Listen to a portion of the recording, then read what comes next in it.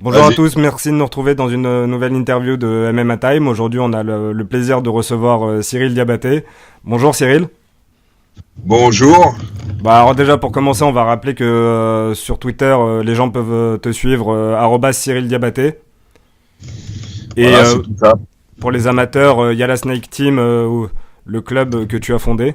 Première question, nous on avait envie de partir sur ton expérience à Ultimate Fighter en tant que coach de striking aux côtés de Dan Henderson. On sait que au long de ta carrière, tu as eu des liens avec lui, et à l'époque tu étais combattant. Donc on voulait savoir comment ça s'était passé, ton expérience, ce que tu en as retenu à l'époque.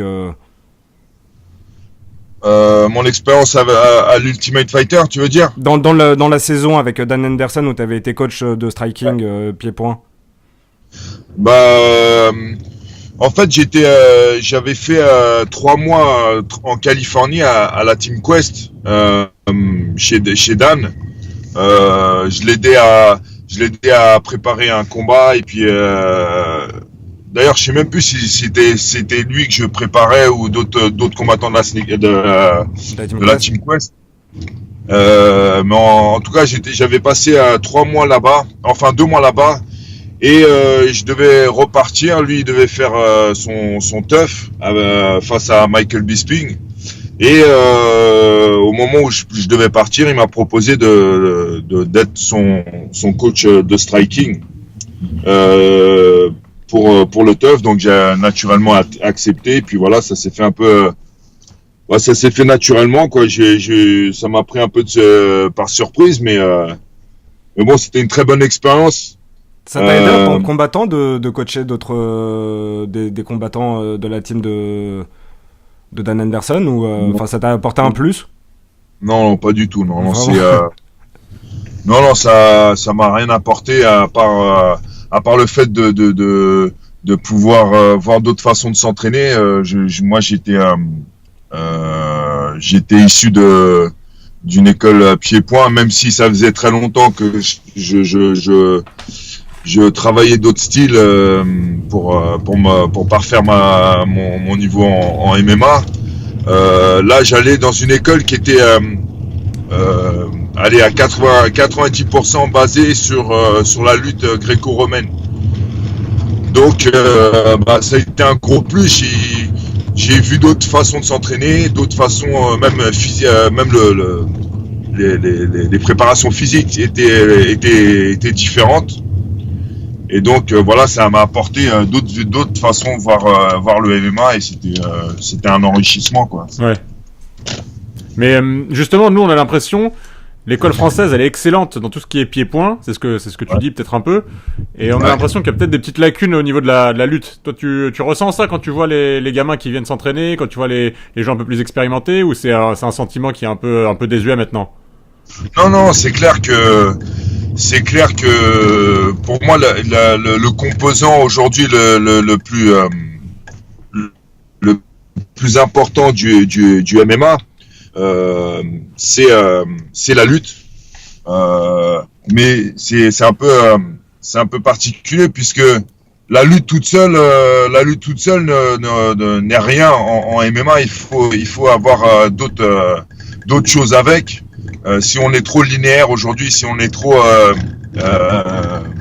spécialiste d'un style et qu'on a des lacunes dans les autres styles, c'est là où on est vulnérable, puisque forcément les combattants en face vont travailler une stratégie justement pour vous pousser à la faute. Mais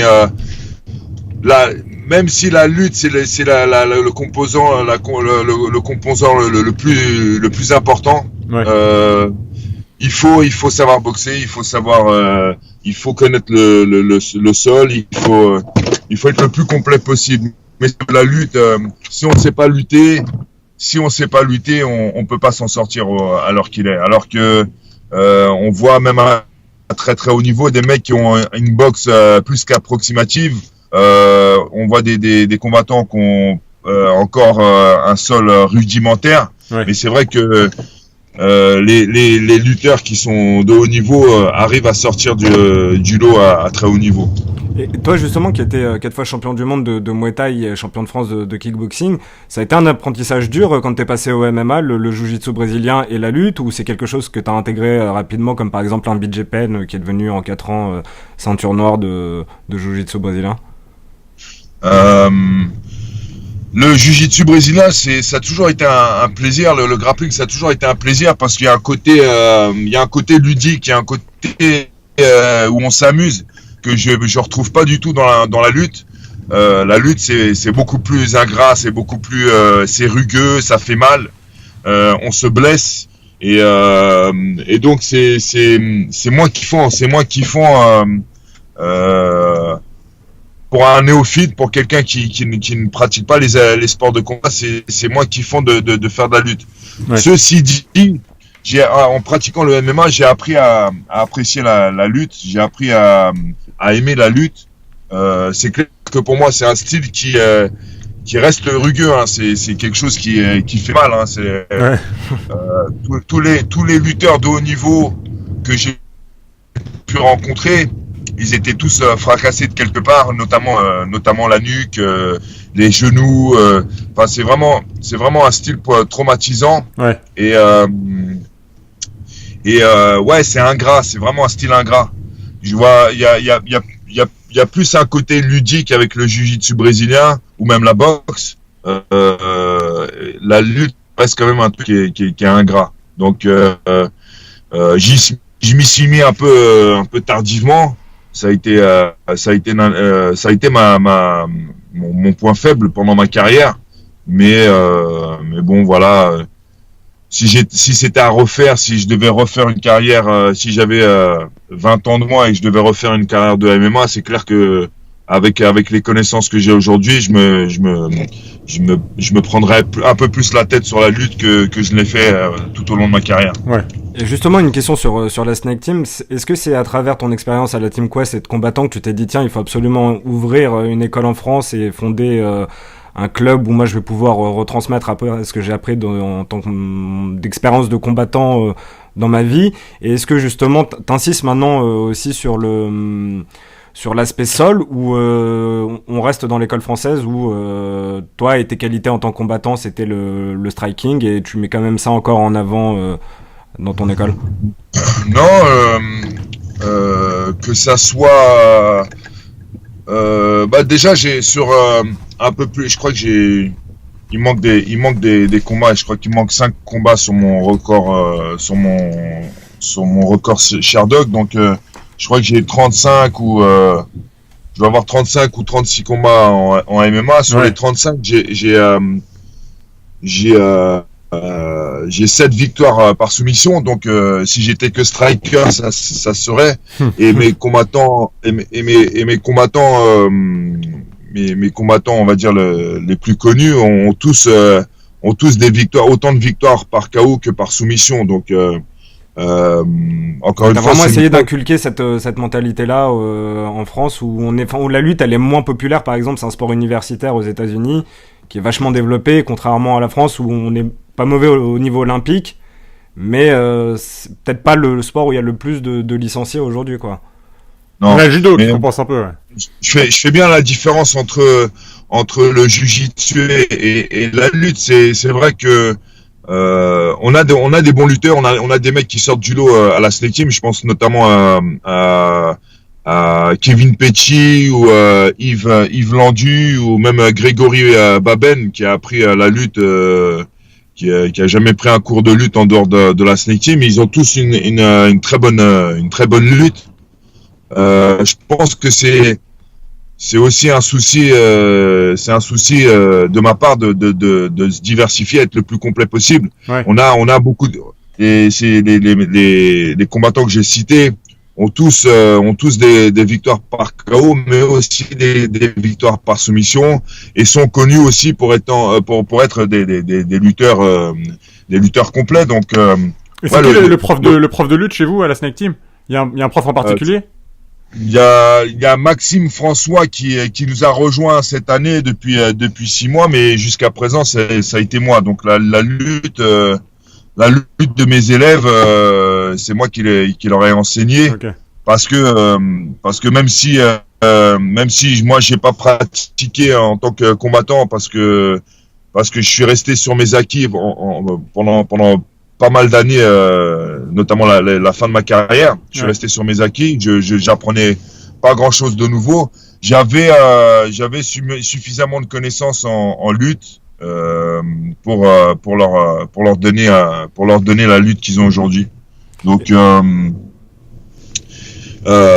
y a plein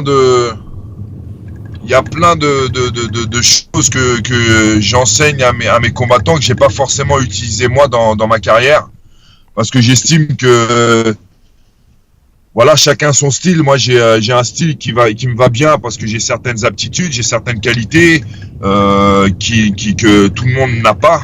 Et donc, je pense que c'est bien aussi de pas essayer de mouler tout le monde dans un même style. Ouais. Et de mettre en avant au contraire les qualités de chacun et de faire en sorte que chacun a son style. C'est pour ça que à la Snake Team, il n'y a pas vraiment de style Snake Team, si ce n'est que les mecs savent tous donner une gauche-droite. Voilà, le reste, voilà, on essaye d'être le plus complet possible. Chacun a sa forme de combat perso. Et voilà, le mot d'ordre à la Snake Team, c'est d'être le plus complet possible, je pense. Et j'ai une question justement sur l'aspect jiu-jitsu brésilien, parce qu'on a eu la chance l'autre jour d'avoir Tom Duquesnoy en interview, et on parlait avec lui du fait qu'à l'UFC 196, Holly Holm, dans la soumission, elle a pas tapé dans la rear naked choke, et lui, dans son combat contre Amir Khani à l'époque, quand il était en Bama, il avait pas non plus tapé. Est-ce que, et au contraire de McGregor qui face à Nate Diaz avait à lui tapé assez rapidement au Sage Northcutt. Est-ce que t'es de l'école GSP qui disait préservez les articulations, si vous sentez que vous êtes soumis, que c'est fini, de toute façon faut taper, faut pas que ça casse, ou le mental plus guerrier type Jackson Wink en disant c'est pas grave, si on doit tomber dans les vapes, on tombe dans les vapes mais on tape pas. Moi, je trouve ça complètement débile de risquer plus qu'on ne le fait déjà. Je trouve qu'on fait un sport qui est dur. On fait un sport qui est même si en regardant les statistiques, il est beaucoup moins dur que des sports qui ont pignon sur rue et qui n'ont pas cette réputation de sport extrême, ouais, qui peut coller à la peau du MMA. Je pense quand même on fait un sport qui est dur, qui est rugueux, qui est dur sur le mental notamment. Et on a une carrière relativement courte. Ça sert à rien par orgueil de refuser de taper et puis se faire luxer une articulation qui va rien faire d'autre à part repousser la reprise de l'entraînement, parce qu'on va avoir des soins à faire à l'articulation et ouais, ça rime à rien. Après je peux comprendre que dans le combat, avec l'adrénaline, avec la détermination, avec la volonté, on repousse le moment fatidique où il vaut mieux taper. En combat, ça m'est jamais arrivé de tomber dans les pommes. À l'entraînement, ça m'est déjà arrivé. Donc, ouais. Pour différentes raisons, parce qu'on se sent pas partir des fois, suivant l'étranglement. On peut tomber dans les vapes, voilà, parce qu'on s'est pas senti partir. Et les fois où ça m'est arrivé de me tomber dans les pommes à l'entraînement, c'était un mélange de fatigue, parce c'était la fin de l'entraînement et qu'on avait fait pas mal de rounds. Et je me prends un étranglement et je me sens pas partir. Après, en combat, c'est autre chose. Je pense que c'est un mélange d'adrénaline, de volonté, d'orgueil aussi énormément. Bien sûr. Après, une clé, c'est différent. Je pense que le mec qui veut pas taper alors qu'il est pris en clé de bras ou en clé de talon et il voit la clé être placée, mais il veut par orgueil, il veut pas taper. Là, c'est de la débilité. Ouais, je suis assez d'accord. Ouais. Comme tu l'as dit, en plus, tu fais juste repousser plus loin l'échéance et le retour à la compétition. Ouais. Exactement. Tu fais que repousser. Et puis ça va pas t'enlever ta défaite. Ça va juste faire que tu vas pas pouvoir t'entraîner pendant X temps. Donc Même s'il y a une seule exception qui confirme la règle, c'était John Jones contre Victor Belfort, qui avait réussi à se tirer d'une clé qui était vraiment... on pensait tous qu'elle était rentrée, la clé, hein, que c'était fini. Ouais. Mais il avait réussi à s'en tirer, ouais. Après, il y a... Je pense qu'avec à haut niveau, on sait...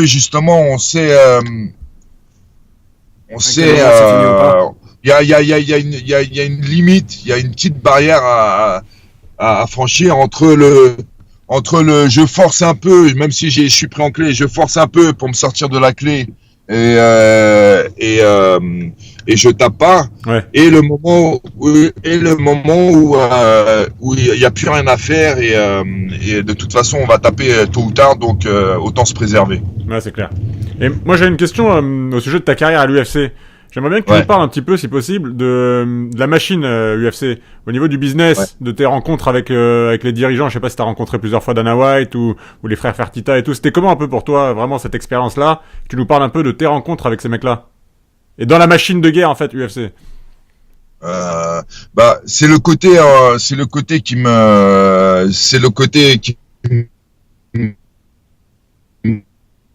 Merde, c'est coupé. Non. C'est un peu coupé, je crois. Allô? Correspond pas, en fait. J'ai pratiqué. Allô. Ouais, c'est bon. On t'a juste perdu, en fait, pendant. Au tout début de la réponse, on t'a perdu. Ouais, voilà, donc je disais, c'est le côté, c'est ce côté-là du MMA qui me plaît moins. Moi, je pratique encore par passion. Le côté financier, c'est vrai que vivre de sa passion, c'est le top. Vivre de sa passion, c'est le top. Maintenant, j'ai pratiqué ce sport-là, pas parce que je me disais que j'allais devenir riche avec ce sport, mais par passion. Donc, et par contre, donc forcément, quand on pratique ce sport, on a envie de le pratiquer au plus haut niveau, c'est-à-dire l'UFC. Ouais. Mais il y a le côté business de l'UFC qui me désole. Donc, je pense que il faut s'y préparer. Il faut s'y préparer parce que si on n'a que le côté sportif en tête, le côté passionné, on peut être très déçu par le côté business.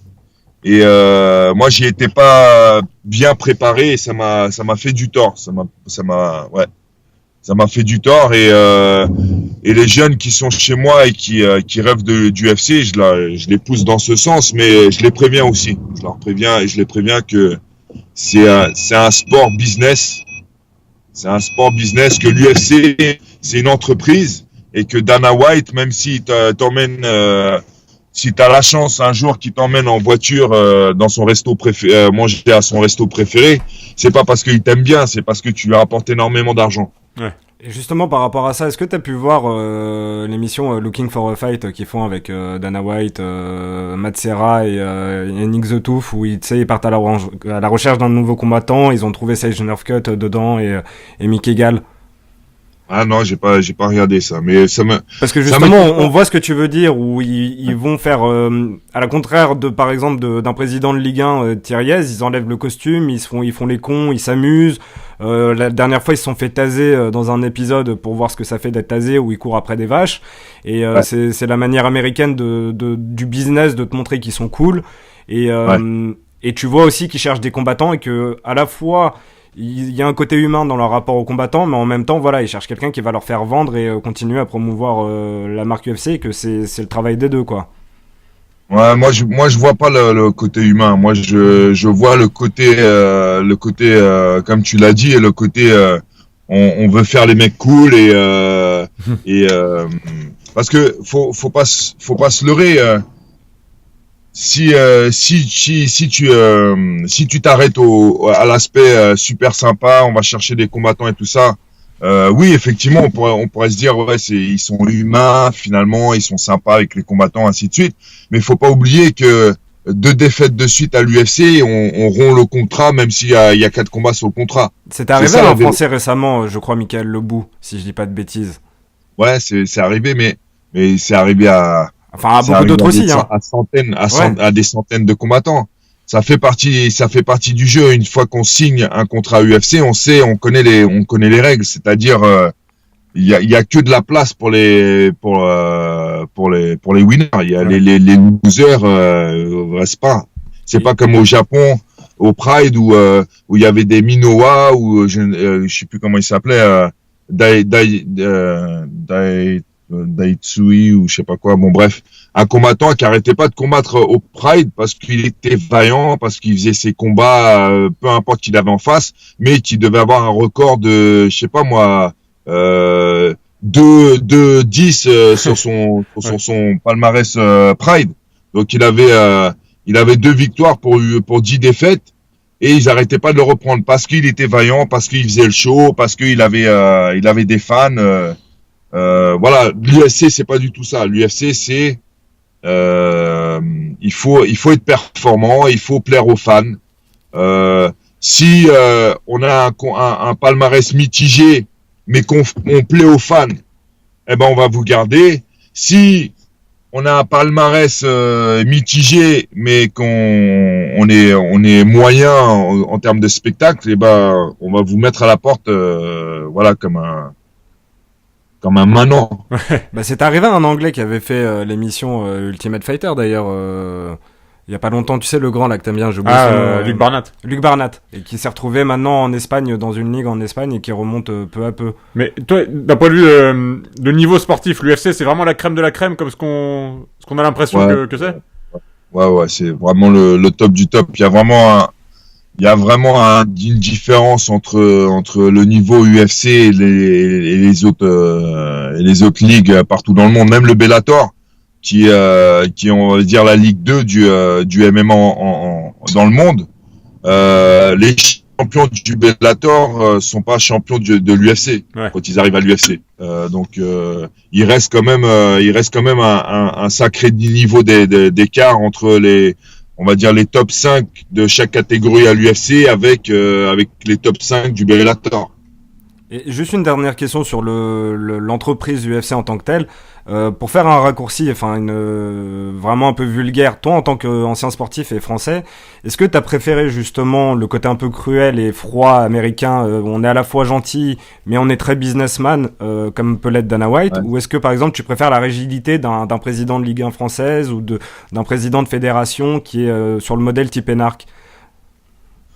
À choisir, si tu dois en choisir, pas que ce soit. Je connais pas du tout le foot parce que c'est un sport que j'aime pas forcément. Donc là, il aurait fallu que tu me prennes une autre comparaison parce que j'y connais rien du tout en foot. Non, mais le côté un peu, voilà, ministre ou personne de 50 ans qui est déjà un peu le côté politique, un peu froid, où c'est un peu moins business, mais plus très officiel et qui se prendra jamais pas au sérieux comme Dana White peut le faire et parler vulgairement ou quoi que ce soit. Je sais pas. Après l'UFC, je comprends, c'est pas le côté business. Je l'aime pas ce côté-là parce que je suis pas un businessman et puis j'ai l'impression que c'est quelque chose qui pervertit un petit peu le sport aussi. Quand on regarde le foot tu prenais le foot en exemple. Voilà, c'est un sport qui en devient, à mon sens, à mes yeux, dégueulasse parce que il y a cette politique, parce qu'il y a le fric autour et que ça a terni le sport et que ça l'a sali. Et j'ai peur que les sports où il y a beaucoup de fric, ça j'ai toujours cette crainte que dans les sports où il y a beaucoup de fric, voilà, le sport soit sali par l'argent en fait. Ouais. Donc le côté business de l'UFC, c'est pas quelque chose que j'aime forcément. Maintenant, je sais aussi qu'il est nécessaire. Je sais aussi que c'est grâce à ce côté business que le MMA est ce qu'il est aujourd'hui. Je sais que, par exemple, si un combattant de MMA, un combattant de l'UFC peut gagner sa vie aujourd'hui, c'est grâce à ce côté business. Ouais. Mais encore une fois, il y a plein de choses qui vont à l'encontre de ça. Le côté monopole qu'a l'UFC, c'est au détriment des combattants aussi. Donc il y a plein de trucs, il y a des pour et des contre dans tous les sens. Pour répondre à ta question, je préfère quand même le côté sport, spectacle et business de l'UFC que des vieillards en cravate qui vont dire voilà Non, c'est lui qu'on va prendre dans l'équipe de France. Voilà. Moi, je connais un peu le. T'as dû en voir des mecs comme ça, non, des mecs de fédération et tout. T'as dû voir. Ouais, Sans donner de nom. Hein. Ouais, c'est un côté qui est.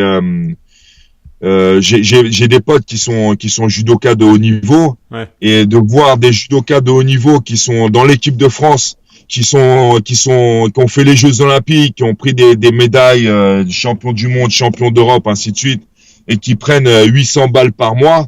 Ça me désole. Je trouve ça, c'est honteux. Ouais, je suis d'accord avec toi. Ouais.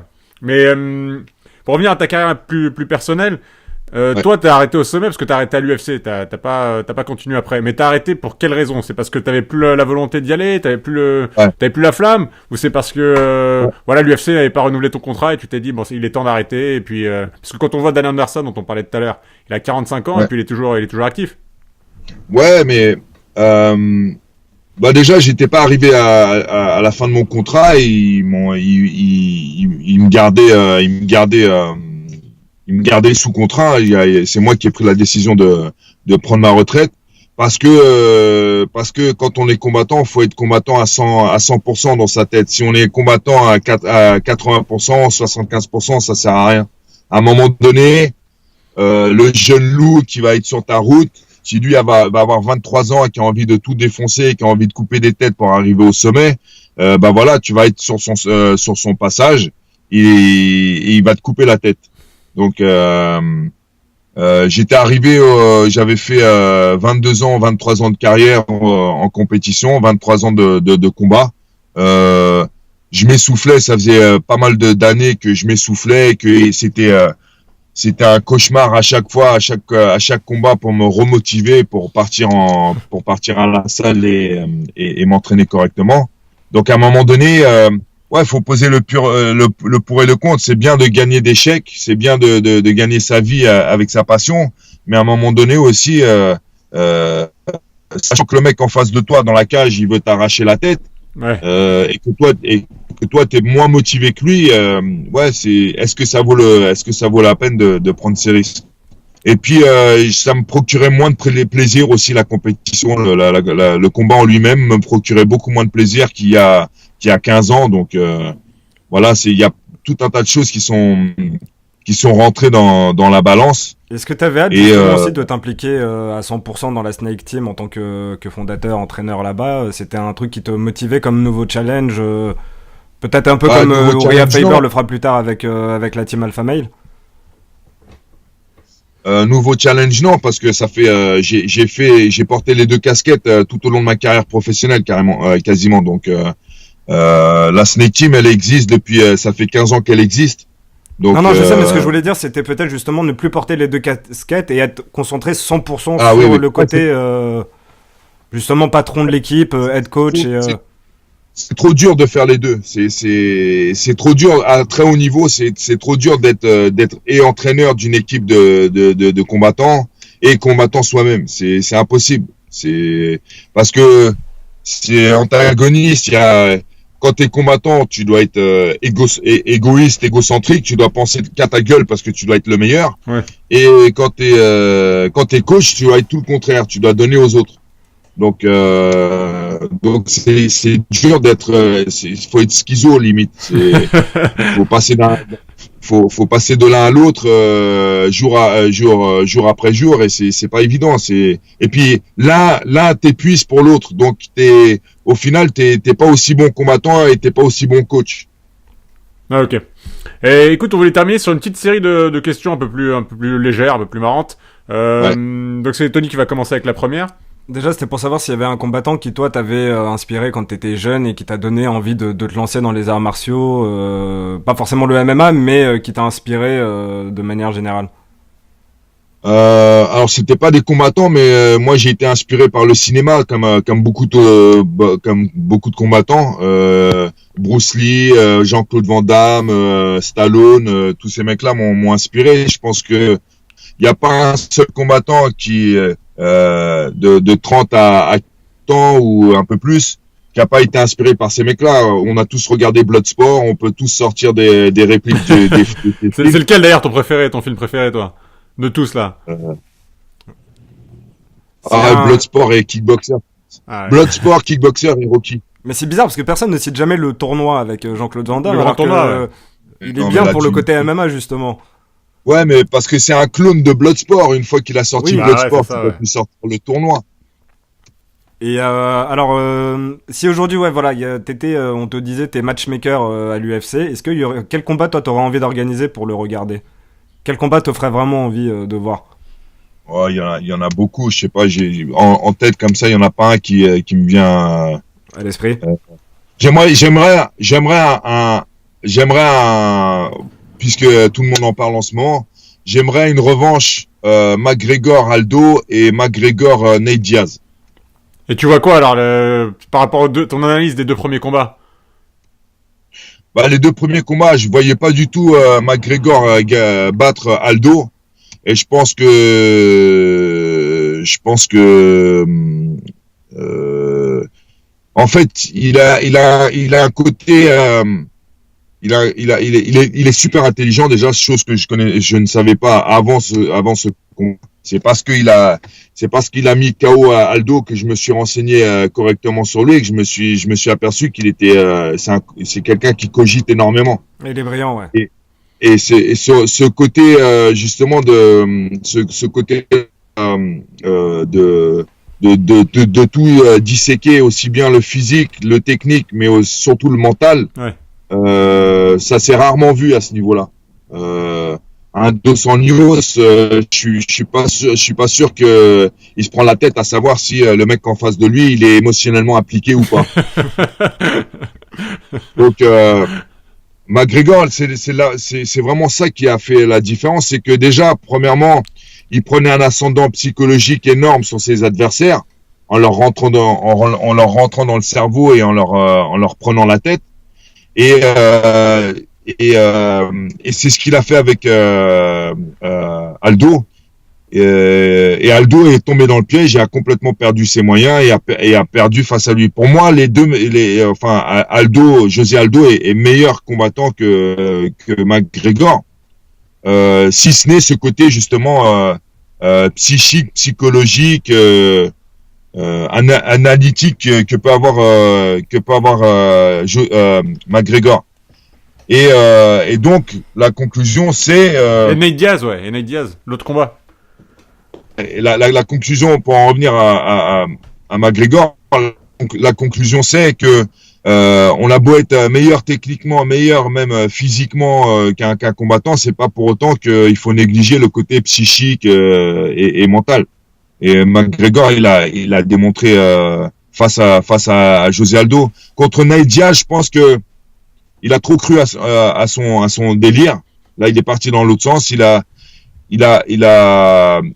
péché par orgueil. Ouais. Et puis peut-être il s'est fait piéger par son propre jeu, parce que Nate Diaz a été le seul mec qui est resté complètement stoïque face à ses attaques, et qui au contraire avait une répartie tout aussi blessante et cinglante que McGregor.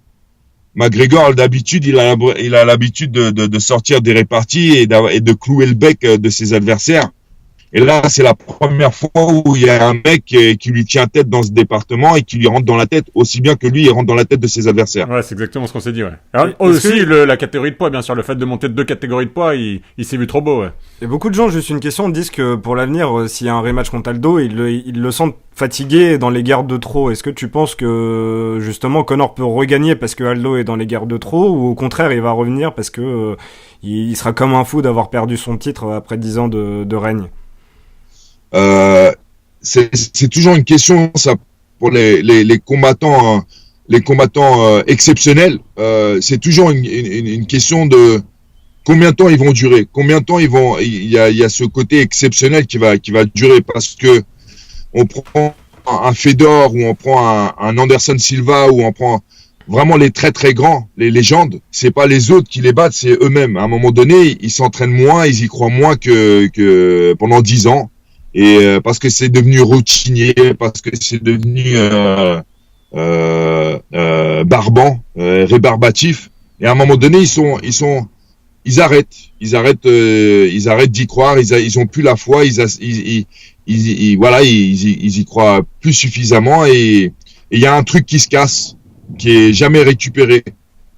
Et donc, est-ce que Aldo est arrivé à ce point-là? Ça, j'en sais rien. Mais en tout cas, un Fedor, le Fedor qui revient au Strike Force, c'est plus le Fedor qu'il y avait quelques années auparavant. Ouais.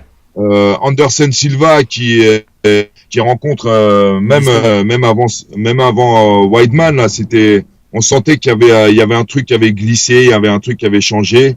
Et puis Weidman a complètement confirmé le truc, quoi. Donc ces gens-là en plus ont l'orgueil de vouloir continuer. Si on prend Mohamed Ali, il aurait fallu qu'il arrête bien avant que le moment où il s'est arrêté, en fait. Ouais. Ils ont été exceptionnels, ils ont survolé leur catégorie, ils ont survolé leur sport. Mais il y a un moment donné, à l'orgueil de ce grand champion qui fait qu'il continue là où il aurait dû arrêter. Ouais, je comprends. Et toi d'ailleurs, en tant que champion, c'est qui que t'aurais aimé affronter? Quelqu'un, un nom? Tu t'es dit, c'est dommage que je l'ai pas affronté dans ma carrière. Soit un combattant actuel, soit un combattant de l'époque. Moi, j'ai aimé rencontrer Shogun dans des meilleures conditions parce que j'avais pas de préparation. Quand je l'ai rencontré, j'avais pas une préparation. J'avais 2 semaines de préparation, un peu moins de 2 semaines de préparation. Et j'étais blessé. J'avais une hernie discale au cou, donc j'étais vraiment pas dans les meilleures conditions.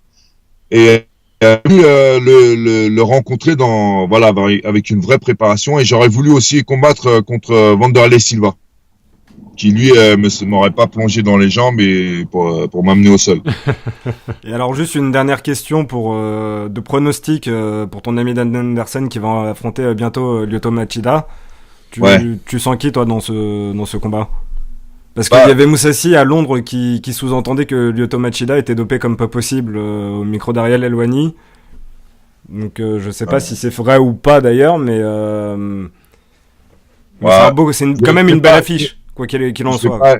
Je vais pas accuser des gens, mais les combattants de l'UFC pour rester dans le top 10 alors qu'ils ont la trentaine passée, déjà il y en a beaucoup qui sont jeunes qui se dopent, mais quand ils ont la trentaine passée, voire 35 ans passés, qui sont toujours à l'UFC et qui sont toujours à haut niveau, voilà, ils sont plus enclins, plus tentés de se doper que le jeune loup qui a 20 ans et qui a pas besoin de ça, quoi. Ouais. Et donc le combat, tu vois qui l'emporter, Anderson ou Machida? Machida parce que il est plus frais que Dan. Et puis il est mobile, il est plus mobile, il est plus rapide et puis il a ce coup d'œil. Ceci dit, Dan avec un demi coup de poing de la droite peut enrhumer n'importe qui. Donc c'est ça. Ouais. Faut se méfier. Il a des beaux restes. Hein. Pardon? Il a des beaux restes. On l'a vu dans les combats. il a des beaux restes. Et une petite dernière question, toi t'as un jeune que tu suis beaucoup à l'UFC que tu vois et tu te dis c'est lui le futur grand, c'est lui la future qui star. te plaît dans son style. Almeida, c'est un mec. Thomas Almeida. Ouais, Almeida c'est quelqu'un qui va aller très loin. Y a qui d'autre? Et Rodriguez et Brian Ortega, t'en penses quoi par curiosité? Qui? Yair Rodriguez, celui qui est très acrobatique dans son style en featherweight, si je dis pas de bêtises. C'est un Mexicain, il est incroyable. Bah regarde des vidéos si t'as pas eu l'occasion de le voir. Ouais, il est très fort. Ouais. Il est très fort. Et puis j'aime bien les combattants qui tentent des choses, qui risquent un peu plus que les autres, pas forcément des lutteurs qui font du lay and pray. J'aime bien les mecs qui prennent des risques et qui marquent les esprits. D'accord, bah écoute, voilà. En tout cas, merci beaucoup pour l'interview. C'est vraiment gentil d'avoir accepté. Nous, on est merci très beaucoup, heureux de t'avoir eu. Pour les gens, donc on va le rappeler sur Twitter, c'est Cyril Diabaté, @. Et comme tu l'as dit, c'est aller sur Facebook pour la Snake Team pour tous les renseignements. Et puis il y a le site aussi internet de la Snake Team où vous mettez les vidéos. Enfin, il y a plein de contenu avec les combattants, les heures de cours et tout. Et si jamais, je sais pas, tu veux faire passer un message ou si t'as une petite promotion ou n'importe quoi à faire, n'hésite pas. Hein. Non, un gros big up à tous les membres de la Snake Team et ceux qui... Ah oui, j'ai souvent des questions concernant les cours qu'on donne. C'est des cours tout niveau. Hein. Il y a pas que des compétiteurs à la Snake Team. Il y a il y a des pratiquants lambda qui ont jamais fait de sport de combat, qui ont jamais même fait de sport et qui débarquent à la Snake Team et qui font les cours comme tout le monde. Donc, Bah, vous prenez des jeunes, non, j'imagine, en plus des ouais, adolescents. on prend à partir de 16 ans. D'accord. Voilà, mais c'est tous les niveaux. Il n'y a pas que des compétiteurs. Ok. Bah, les débutants, n'hésitez pas à y aller alors. Voilà. Merci beaucoup, Cyril, c'était vraiment un plaisir et puis on te souhaite le meilleur pour la suite alors. Merci. À bientôt. Allez, au revoir. Au revoir. Allez, merci, ciao.